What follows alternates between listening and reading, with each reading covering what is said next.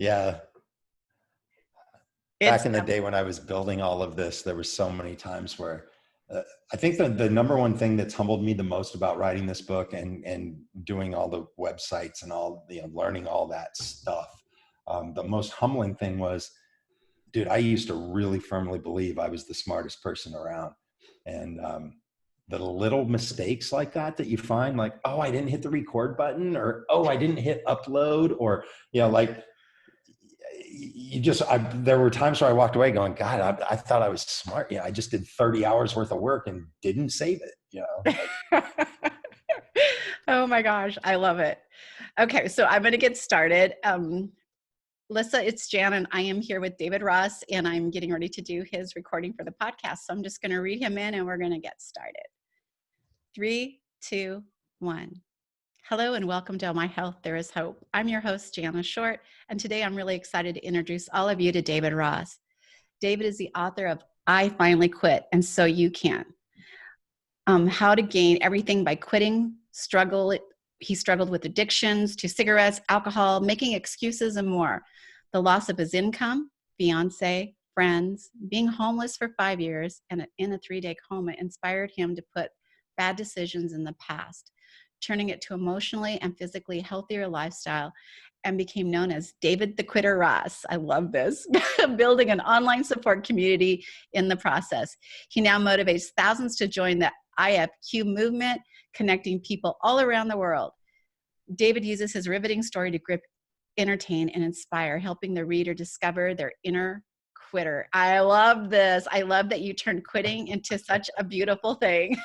Yeah, many people think that quitting is giving up, and I say exactly the opposite. Like, I say a lot that giving up is easy and quitting is hard. Quitting is difficult. How do you see those as different? Well, I feel like giving up comes from exasperation. It comes from, throwing in the towel, like just feeling like everything's against you and just, I give up. But when I quit something, I'm making a conscious decision to either stay in that or to quit it and put an end to it. So to me, it's quitting. There's so many bad habits or bad behaviors that people struggle with. And I just think quitting is a firm act of empowerment, whereas giving up is, balling up into the corner and feeling like that's it. That's all you got, So that's the distinction I make. I love the distinction, by the way, because I would never have thought them as separate, but they definitely are. Especially when you talk about quitting, a lot of times bad behaviors, people say, I'm no quitter. They'll want to stay in their smoking or whatever and say, quitters quit or whatever. And I'm no quitter. And I just tell them, man, that's unfortunate because, it takes a strong person to quit something. I love that. And what I really want to get into right now is your story. Like what we do on Oh My Health, There's Hope is we share powerful stories of hope because I believe it goes out into the world and creates this incredible ripple effect of change. And so your story is so powerful. I want you to tell your story, and then we want to talk about your book because I know that they flow right into each other. Sure. So where this all really stemmed from was, I started smoking at the age of 15 and I bought my first quit smoking or smoking cessation aid, whatever you want to call it, when I was 16. So 1 year later, I decided I didn't want to smoke, but there I was spending money already on it was a little fake cigarette to help you quit because I was already it already grabbed a hold of me.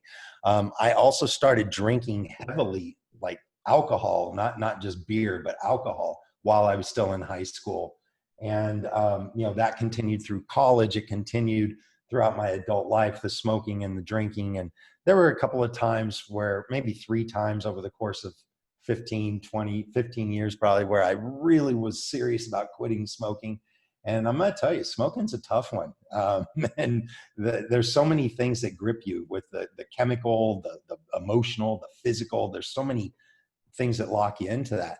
And so anyway, around 2006 or 7, I suppose, I seemingly had it all. I had a good job. I was making a lot of money. I was a national speaker on in the medical community, and I was the best at it. And since we're the only country that does insurance and Medicare and things the way that we did or do, it made me the best in the country. And we're the only country, so I was the best on the planet at it. I mean, I had a really big ego. And well, since we're the only planet that has intelligent life that we know of, I was the best in the universe. So yeah, I was pretty full of myself, but I was having a good time. I was in a different city every day, up on a stage, leading these 4-hour rah-rah seminars for doctors and their staff. I was engaged. I late in life too, I guess. I mean, I was never married in my 20s, so I want to say maybe 34 when I got engaged, maybe a little bit older, 35. So, I seemingly had it all. I was living downtown San Diego. I had a bunch of friends. And when I was in town, we partied it up and we had a great time. And, but, underlying there was a lot of issues that I was dealing with as far as, why was I drinking so heavily, and why did I drink every single day? And, it wasn't just a matter of celebration or when I was happy, or, it didn't even matter what time the clock was, and time of day. It was just, it had become part of my life. And so anyway, because I was engaged, and because I was the best at what I did on the planet, I decided I would start my own business. I would become a consultant, and instead of traveling the country, I would just go around to local doctors' offices and teach everybody what I knew. And I found out really, really quickly that starting a business is tough. It takes a lot of money. It takes a lot of know-how, and I didn't necessarily know how. And so I went through my savings. I ran up all my credit trying to keep this business afloat. And I had quit traveling to a different city every day with that other company because I wanted to be home with my fiance. And so I think because I was failing, there was animosity that I was building up as far as, my struggles, and not really dealing with them properly. So I started drinking even more, which is really kind of hard to believe because, I was drinking, almost a fifth of bourbon every single day, and God knows how many beers on top of that. And, a fifth of bourbon is that's the equivalent of drinking about 3.5 to 4 bottles of wine every day. So I was doing that with the alcohol and adding, the beer into it. And so, to really cut to the chase, things kind of fell apart for me, and I ended my engagement. So I became disengaged.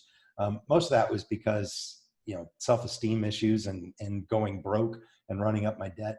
So I decided to break that off. Well, the drinking became so much heavier, and because I didn't have income, because I quit the job, I couldn't pay the bills and I couldn't pay the rent. And so I ended up losing my place downtown.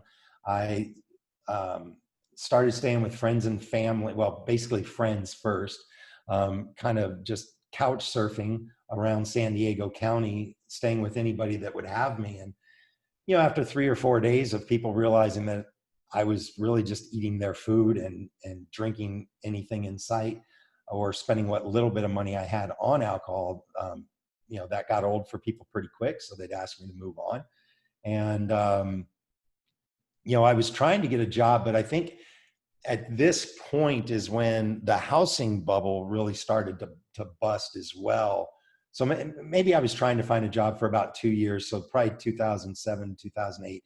And then the market crashed. And so just getting a job for my specialty was really, really tough. And so I ended up staying with family. I stayed with my brother. I lived in their basement for about 6 months in Indiana. And then I outstayed my welcome there. I really kind of trashed his marriage. I was in really bad shape, physically, emotionally, mentally. I just kept drinking, and I was drinking, really to kind of hide, trying to mask the feelings of failure that I had.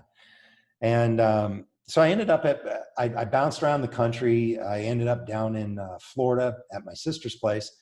And when I got there, a few magical things happened. And one of which was I reunited with my niece, who at the time was 11 years old. I don't think I'd seen her since she was 5. And, she grew up in secondhand smoke. And, if you know anything about living in Florida, I visited a lot of times, but I hadn't lived there. But you find out quickly that people pretty much live in hermetically sealed environments. Like, because of the heat and humidity, what they do is they keep their doors shut, their windows closed, and they keep the AC on.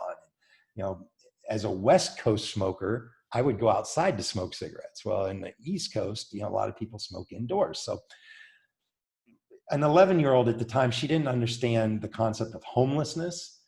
She just thought her uncle was there to stay for a little while. And so I was trying to be the fun uncle, and we're telling stories, and I'd make her laugh. And I noticed that she had a really prevalent, noticeable hack in her cough. There was something there that you didn't expect to hear in an 11-year-old. And I'm not knocking my family, my sister, or anything like that. It's just it's just the facts of what it was, And so I was still smoking. So I was smoking in that house too. But once I heard that, after about a day, I thought, man, I don't want to be part of this. And besides that, I didn't even have money to buy cigarettes anyway. Like my sister and her husband would come home and be like, here's some cigarettes. And so I decided I needed to quit smoking. And I'd done that several times in life, thought that I needed to do it. I struggled with it many, many years. So I decided that this was it. And I was going to do it for my niece. So at the time, the internet, for me anyway, social media wasn't really around that much. And the internet was mostly like chat rooms at the time. It wasn't what it is today. And so I started looking online, though, to see if there's some group or some organization or somebody if I could be around fellow quitters of some sort, maybe that would help me.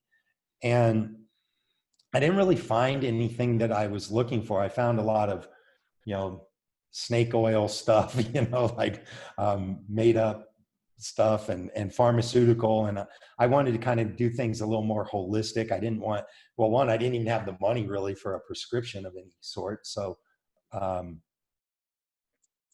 I wasn't finding what I wanted. So I kind of just started writing down ideas of what I thought that what might help me, And so I wanted to get to the bottom, the basics of why did I smoke and when did I do it and where was I when it happened. And so I started just kind of jotting notes. And then I made a little contract because, I used to be a business guy. So I wrote a contract with my 11-year-old niece, and essentially we both signed it. And I said in this, and there's a picture of it in my book, but it basically, we said, if she never started smoking, then, and she's only 11 at the time, 11 and a half. If she didn't smoke between that point and her 18th birthday or drink alcohol, I would pay her $1.50 every day that she didn't smoke, starting on that day from when she was 11 and a half. Now, granted, I didn't even barely have $1.50 a day at the time, but I knew my abilities, and I knew that, the universe would open itself up and money would once again just find its way to me. So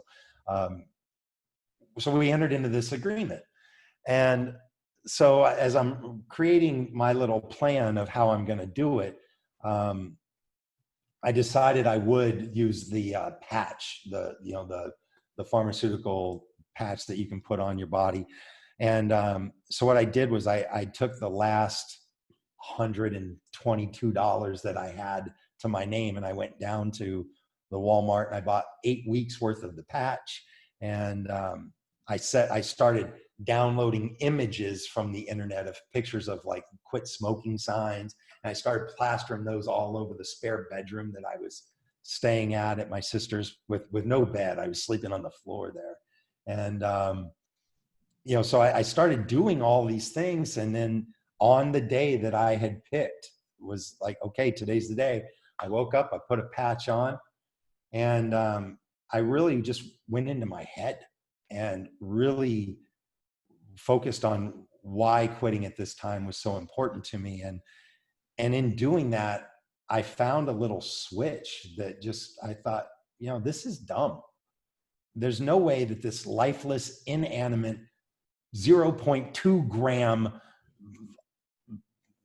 thing is going to control my life. I wasn't going to let this little cigarette control my life anymore. So I just decided I was done. And for the first time ever in my life, when it came to smoking, I kind of sat back, I relaxed, I exhaled, and I went, oh, I finally quit.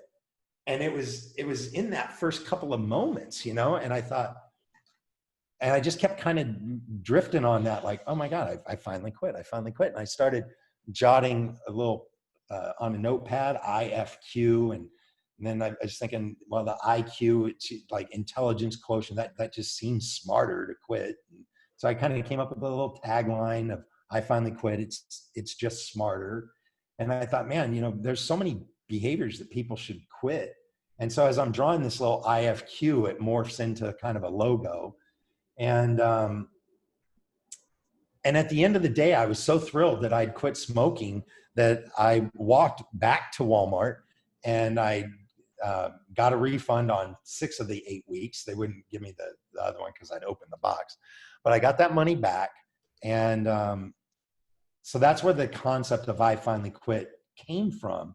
But I realized that I hadn't really done anything yet. Even though it was day one, I'm quitting smoking. Millions of people do that.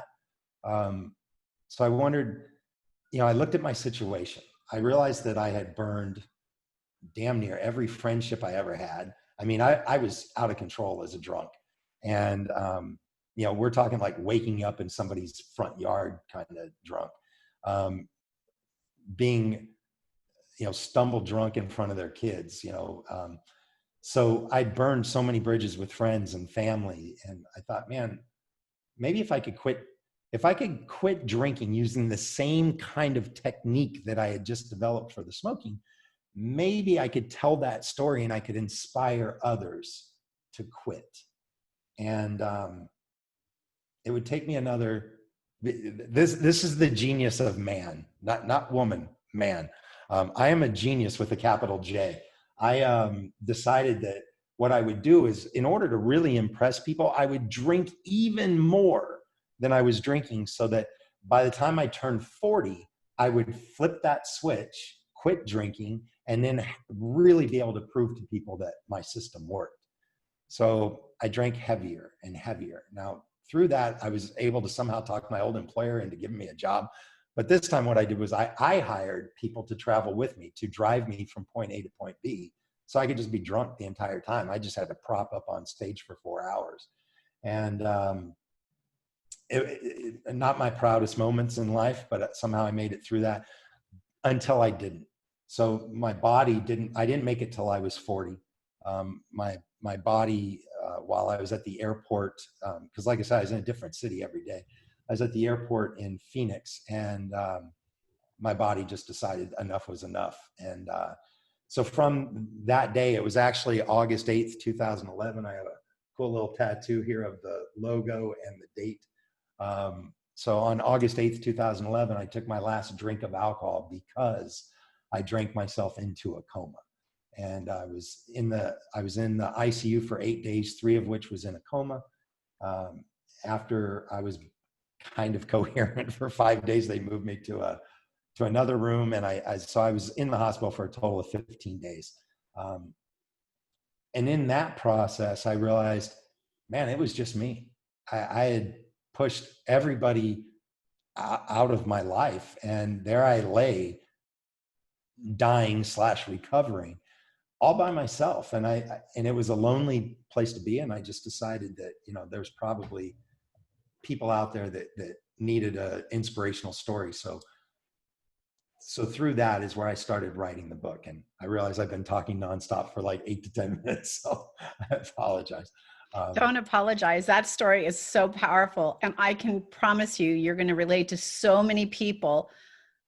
But sometimes I'm a mindset coach, so I understand the power of making that shift in your brain. There's nothing like it. There's nothing that'll change your mind to go back once you've made that switch. It's just so powerful. But how do people tap into that? Is that something that you share in your book? It really is. And it's interesting that, so I talk about the switch, it's like a light switch almost. And it's there. The trick is to find it, right? There's a whole lot of stuff in our heads, and we just have to really go and find it. So I had this idea to write this book, and it ultimately it became I Finally Quit, and So Can You. And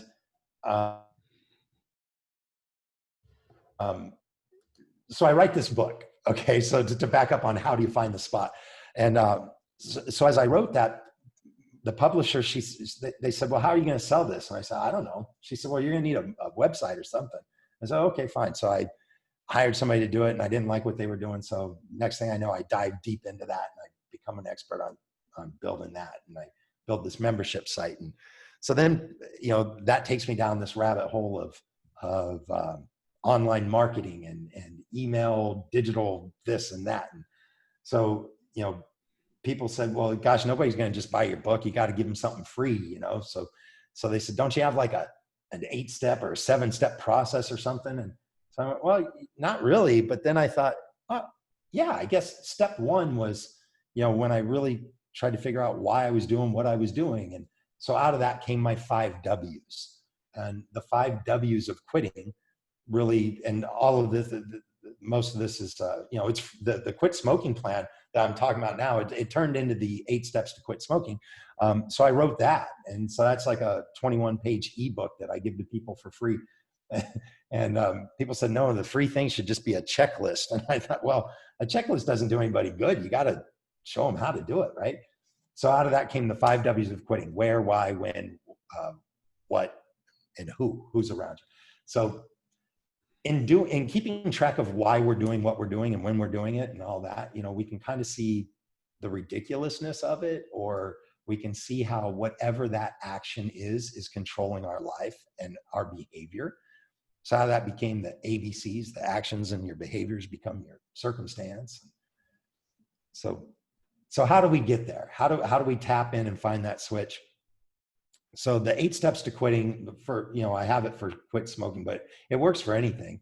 It really comes out of understanding what your actions and behaviors are, realizing that you want a different circumstance, because we've all heard, I think Einstein gets attributed to it for, the definition of insanity is doing the same thing over and over and expecting a different result. So if you want to quit smoking, but you're still doing the same actions and behaviors, it's not going to happen. We got to change something, right?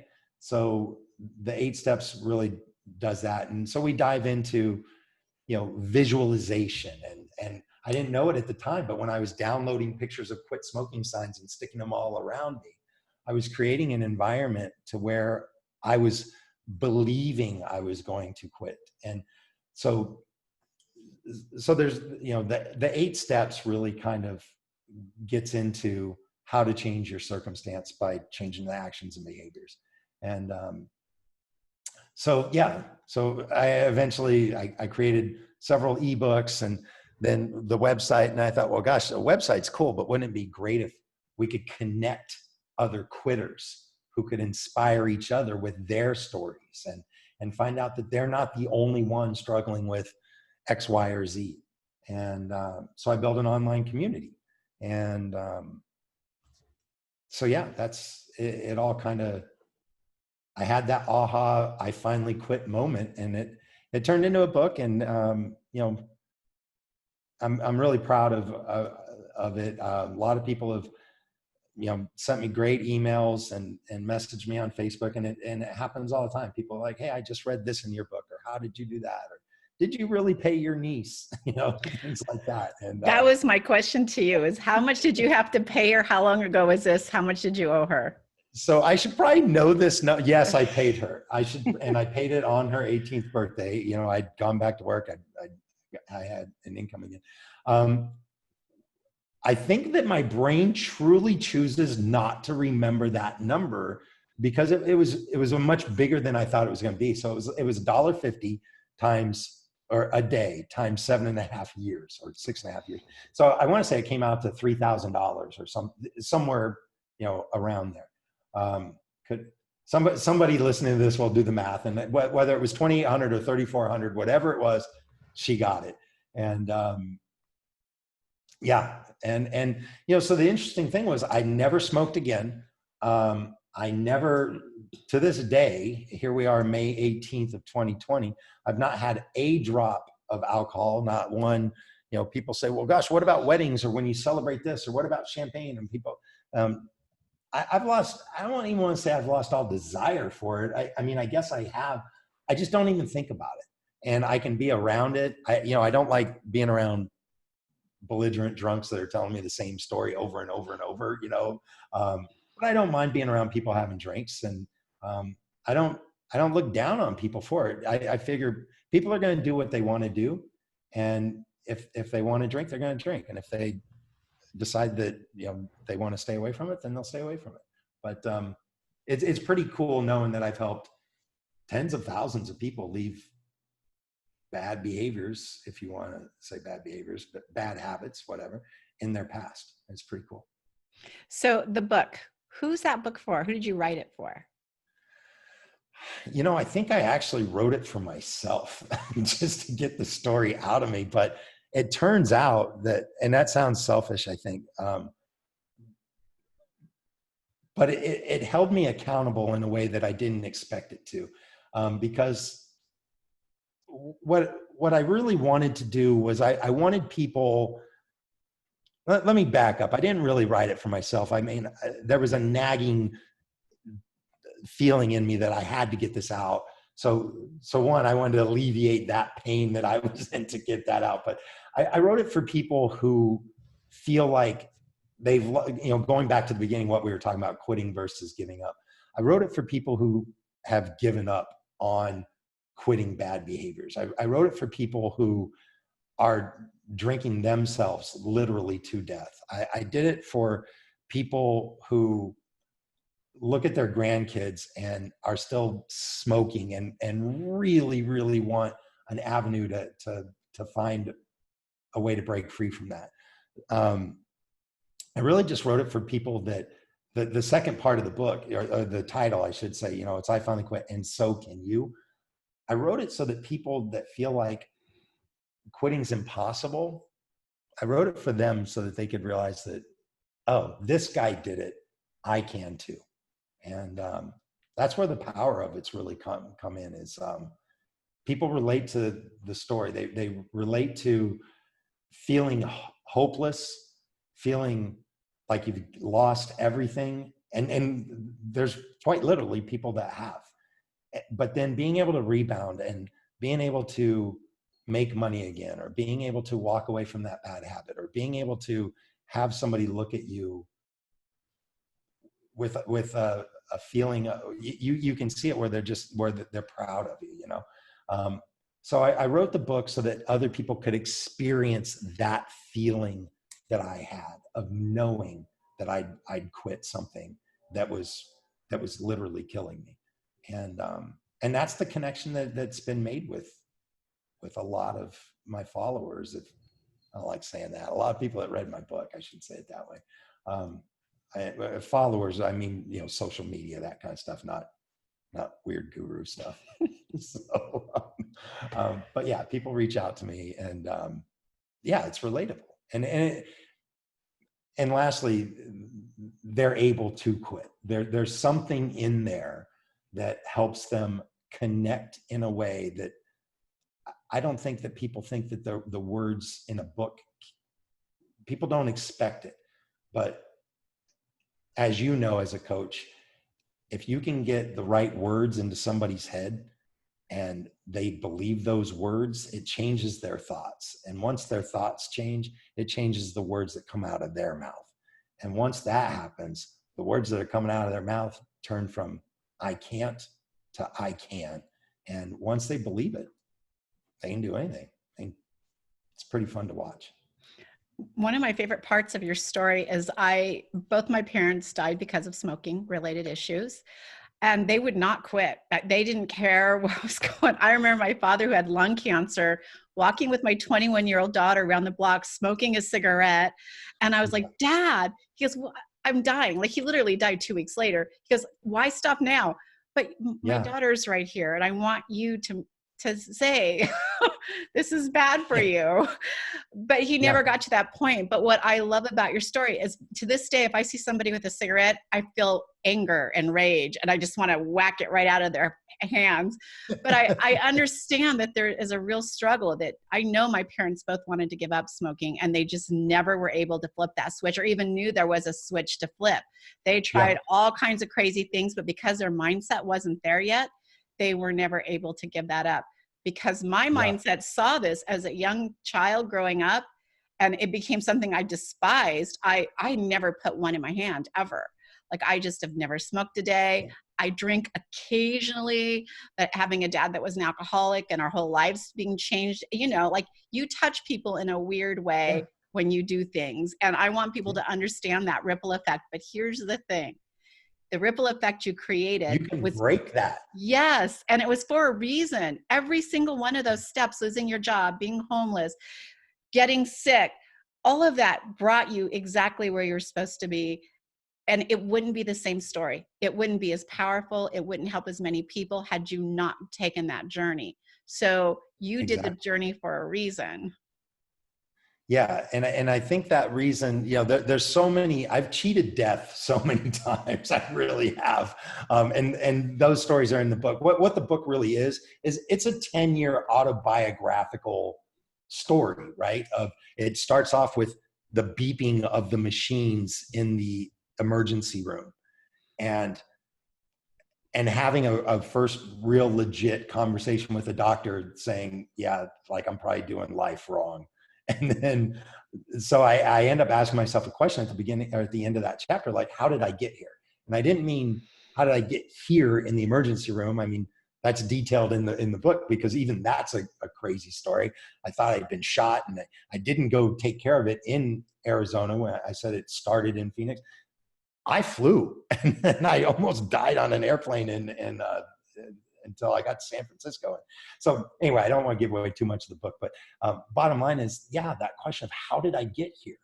And so I had to back up. How did I get? Well, it all started 15 years ago, 10 years ago, or whatever it was, right? And it's all those ripples that got me to right where I needed to be in order for that one person to pick up a book or to listen to it on Audible or whatever. And I'm thankful that I've been able to, not drown and not die when I fell off a balcony and all this other weird stuff that I've done, to be able to write the book. And yeah, so it's been great.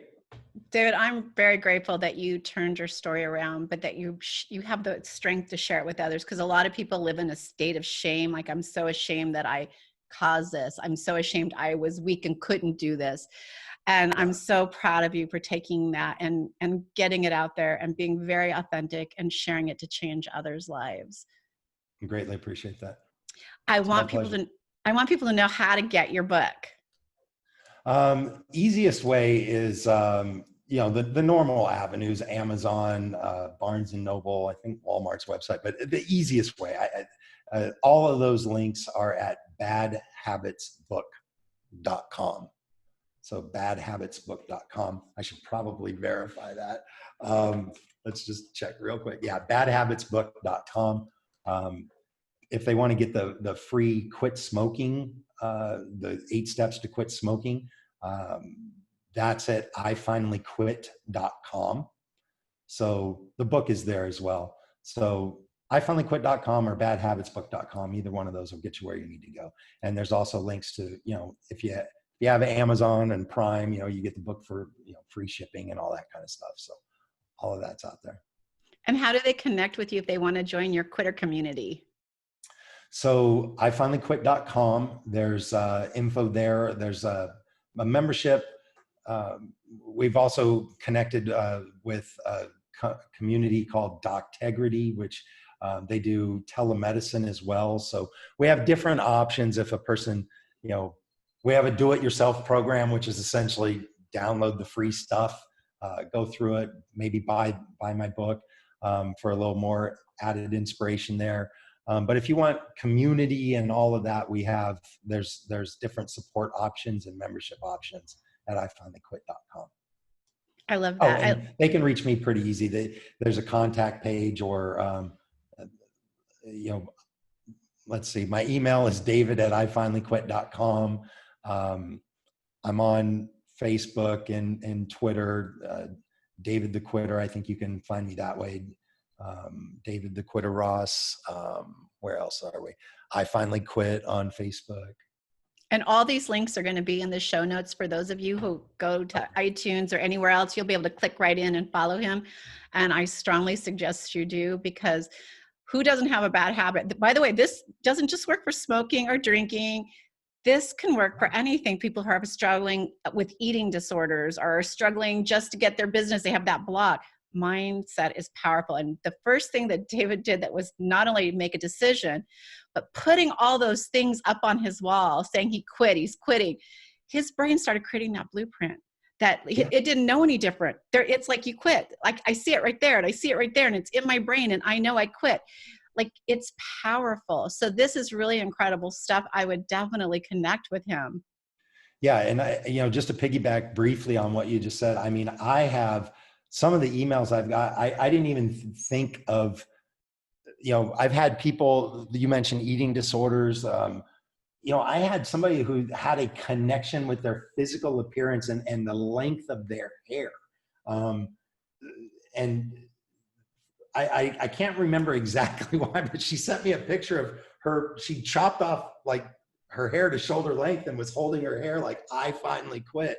I mean, it's so whether it's like it's a block for business, there's so many habits and actions and behaviors that get in our way. You're 100% correct. And that's why I love what you do. Just to turn this back around to Jana real quick, you are helping people create that mindset and learn how to do it. And it's amazing.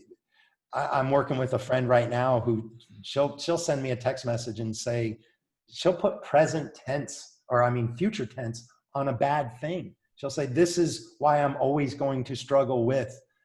And then I instantly reply back and say, no, can you type that back to me and say, that's why you used to, can we start reprogramming your brain? And so, we can program it to do anything. It's amazing. That's why I love what you do.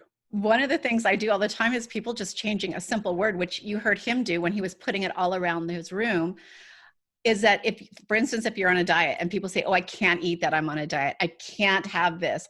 All you have to do is change that word to I don't. Because when you say I can't, you are restricting, and nobody wants to be restricted from anything. But if you even like no longer better than don't. Right. I no longer do whatever, right? It's a simple little shift, but here's briefly why. If I tell you don't think of the orange juice that's in the refrigerator right now, the number one thing you can't stop thinking about the orange juice, right? So like sometimes the brain and the don'ts and all. So, but I digress. But yes, it's the words that we use, and those words are powerful, man. So. Well, thank you so much for sharing your story here. I'm so excited to be able to share it with all of our listeners and the book. Go grab the book. I'm totally going to grab it. As a matter of fact, I liked it so much, just the premises of it, that I've asked if we could review it for Best Holistic Life in June, because it looks incredible. I feel like everybody should become quitters. Everybody get out there and be a quitter. We're building an army of quitters. That's what we're doing. I love it. That's awesome. Yeah, that's great. I can't wait to see that review. Awesome. Thank you so much, David. I appreciate you coming on today. I greatly appreciate you having me. Thank you.